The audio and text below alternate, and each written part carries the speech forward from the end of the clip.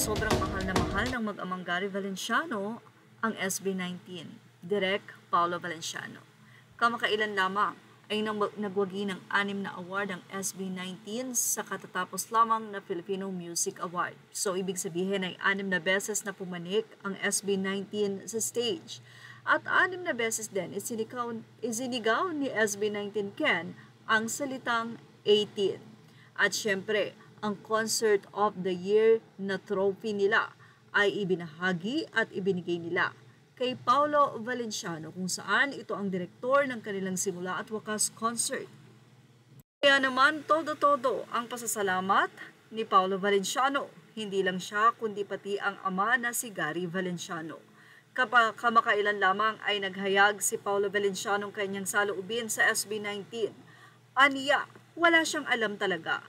I knew they wanted me to join them on stage but I didn't know they would give me the trophy. Yan ang kanyang naging pahayag.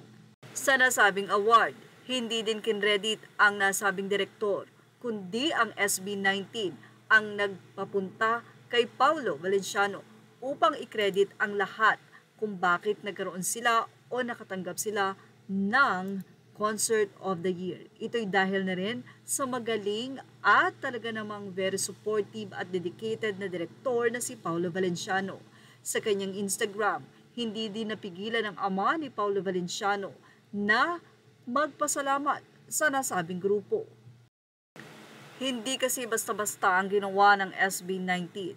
Ang pagkilala sa nasabi nga pong direktor nila na si Paolo Valenciano na ayon nga kay Paolo, ina-expect niya na talagang tatawagin siya ng SB19 dahil alam niya ang mga ugali ng mga ito. Pero ang pag-abot ng trophy sa kanya ay hindi daw niya talaga alam. Sobrang na-touch si Paolo Valenciano sa ginawa ng grupo at syempre ang ama ni Paolo Valenciano na may nakakaantig din na mensahe pag-congratulate sa kanyang anak at pati na rin sa SB19. Say ni Sir Gary V. Valenciano, I'm so very proud of this man who happens to be my son Paulo. He also happens to be the director for the Concert of the Year SB19 Simula at Wakas Kick-Off Concert Tour. A truly deserving award for a truly deserving group under the direction of a truly deserving director.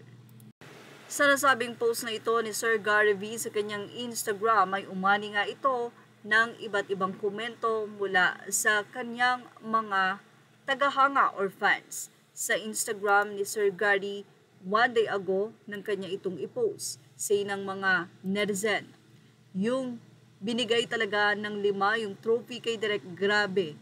Paano di mo talaga mamahalin yung 5? Congrats po, super deserve. Waiting na kami sa homecoming concert kahit medyo matagal pa.